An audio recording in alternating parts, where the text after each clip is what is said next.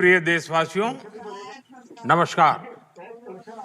कल से शक्ति की उपासना का पर्व नवरात्रि का आरंभ हो रहा है। आप सभी को बहुत बहुत शुभकामनाएं। नवरात्रि के पहले दिन से देश आत्मनिर्भर भारत अभियान के लिए एक और महत्वपूर्ण और बड़ा कदम उठा रहा है। कल यानी नवरात्रि के प्रथम दिवस 22 सितंबर को सूर्योदय के साथ ही नेक्स्ट जनरेशन जीएसटी रिफॉर्म्स लागू हो जाएंगे। एक तरह से कल से देश में जीएसटी बचत उत्सव शुरू होने जा रहा है। इस जीएसटी बचत उत्सव में आपकी बचत बढ़ेगी और आप अपनी पसंद की चीजों को और ज्यादा आसानी से खरीद पाएंगे। हमारे देश के गरीब, मध्यम वर्गीय लोग, न्यू मिडिल क्लास, युवा, किसान, महिलाएं, दुकानदार, व्यापारी, उद्यमी, सभी को ये बचत उत्सव का बहुत फायदा होगा।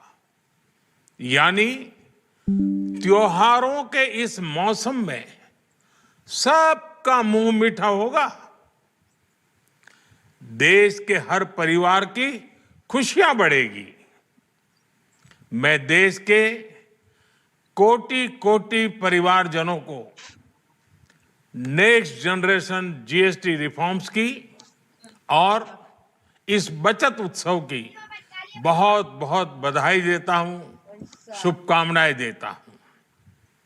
ये रिफॉर्म भारत की ग्रोथ स्टोरी को एक्सेलरेट करेंगे, कारोबार को और आसान बनाएंगे, निवेश को और आकर्षक बनाएंगे और हर राज्य को विकास की दौड़ में बराबरी का साथी बनाएंगे। साथियों, जब साल 2017 में भारत ने जीएसटी रिफॉर्म की तरफ कदम बढ़ाया था तो एक पुराना इतिहास बदलने की और एक नया इतिहास रचने की शुरुआत हुई थी। दशकों तक हमारे देश की जनता, आप सभी लोग, देश के व्यापारी अलग अलग टैक्स के जाल में उलझे हुए थे। Octroi, entry tax, sale tax, excise, VAT, service tax, न जाने भांति भांति के दर्जनों टैक्स हमारे देश में थे। तो मेरे पास ये नहीं है। एक शहर से दूसरे शहर माल भेजना हो तो न जाने कितने चेक पोस्ट पार करने होते थे। और निकाल उसमें से, हमको दे पर्स में। कितने ही फॉर्म भरने पड़ते थे, कितनी सारी रुकावटें थी। हर जगह बोलना नहीं, समझ गया? टैक्स के अलग अलग नियम थे। बिना पूछे मुझे याद है उतना ही पैसा है, समझ जब 2014 में पैसा में चलाना है। देश ने मुझे प्रधानमंत्री पद का दायित्व सौंपा था, तब उसी शुरुआत के दौर में एक विदेशी अखबार में एक दिलचस्प उदाहरण छपा था। देख ले जा। उसमें एक कंपनी की मुश्किलों का जिक्र था।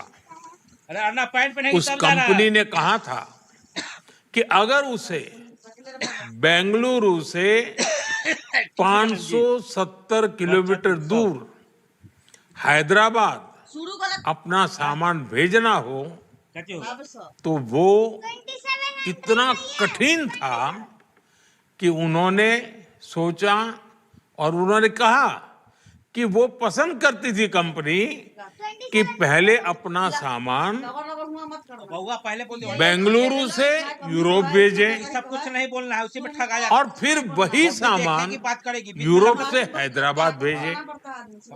साथियों, टैक्स और टोल के जंजाल की वजह से ये तब के हालात थे। काम होने दे सब।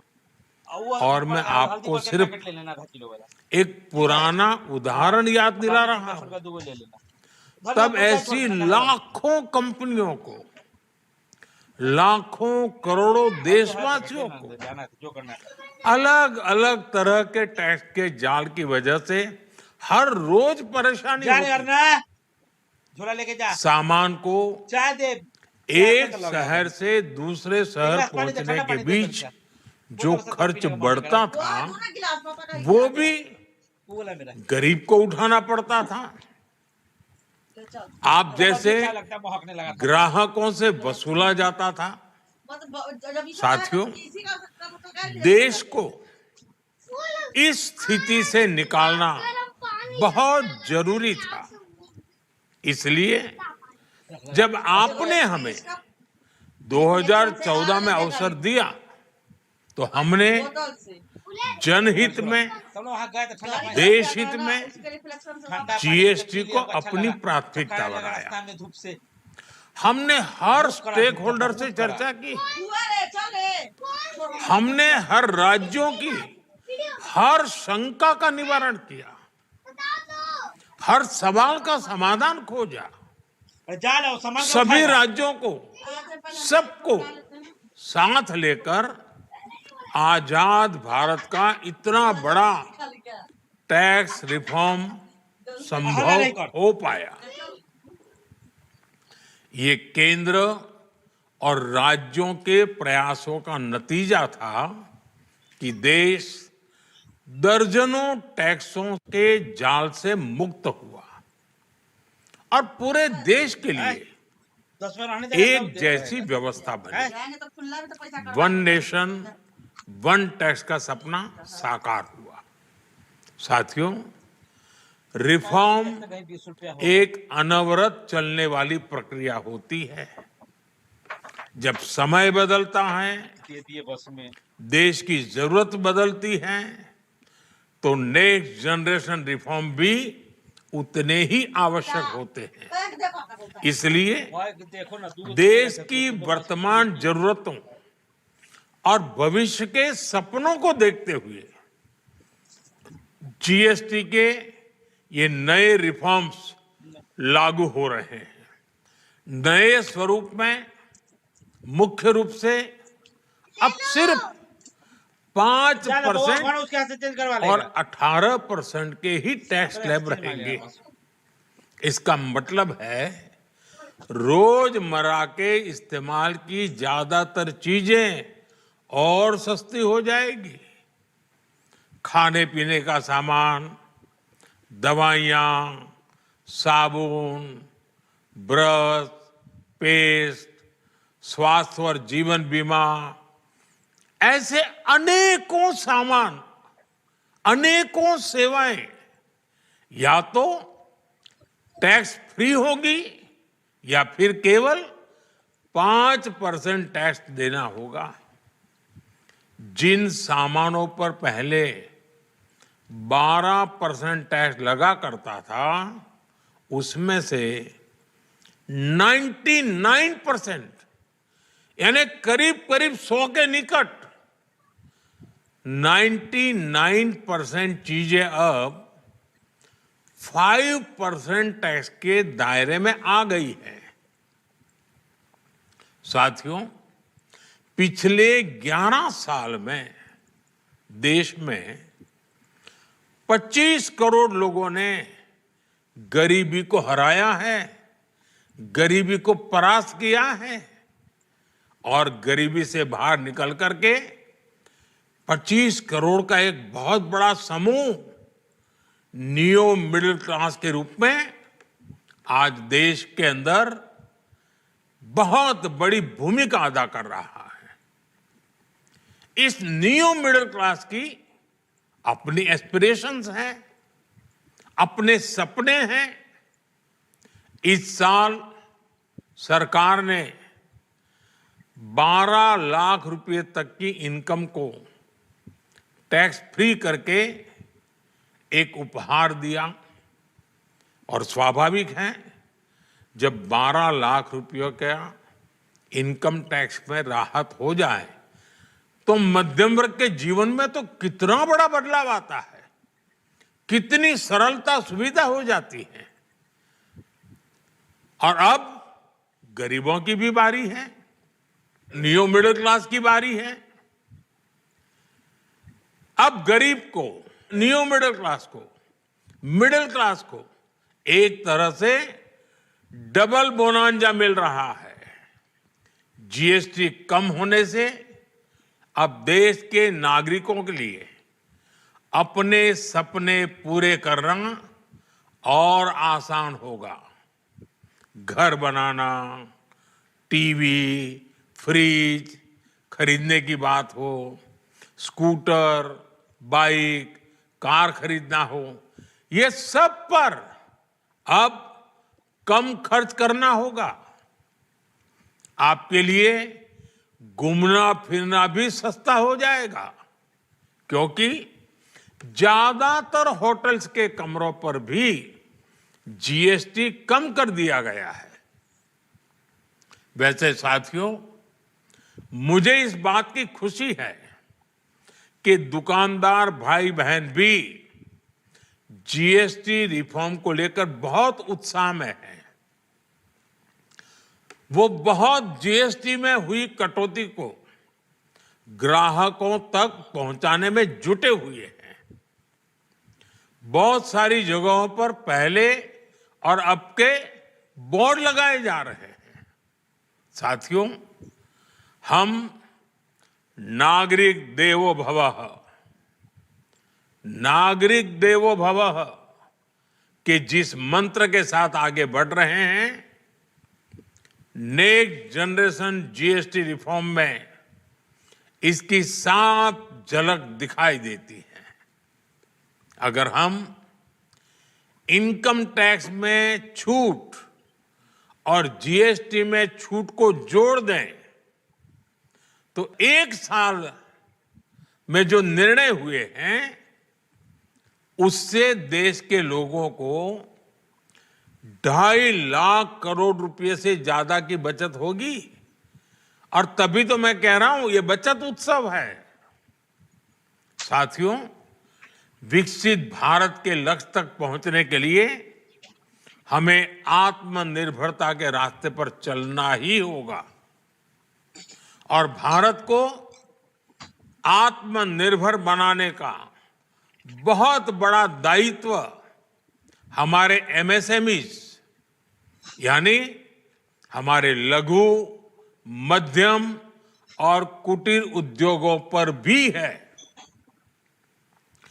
जो देश के लोगों की जरूरत कम है, जो हम देश में ही बना सकते हैं, वो हमें देश में ही बनाना चाहिए। साथियों, जीएसटी की दरें कम होने से नियम और प्रक्रियाएं और आसान बनने से हमारे एमएसएमईज, हमारे लघु उद्योगों को, कुटीर उद्योगों को बहुत फायदा होगा। उनकी बिक्री बढ़ेगी और टैक्स भी कम देना पड़ेगा, यानी उनको भी डबल फायदा होगा। इसलिए आज मेरी एमएसएमई से लघु उद्योग हो, सूक्ष्म उद्योग हो, कुटीर उद्योग हो, आप सबसे बहुत अपेक्षाएं हैं। आपको भी पता है, जब भारत समृद्धि के शिखर पर था, तब भारत की अर्थव्यवस्था का मुख्य आधार हमारे एमएसएमईज थे, हमारे लघु और कुटीर उद्योग थे। भारत की मैन्युफैक्चरिंग, भारत में बने सामानों की क्वालिटी बेहतर होती थी। हमें उस गौरव को वापस पाना है।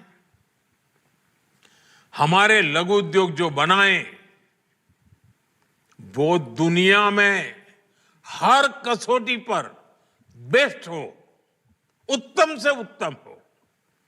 हम जो मैन्युफैक्चर करें वो दुनिया में आन बान शान के साथ बेस्ट के सारे पैरामीटर को पार करने वाला हो।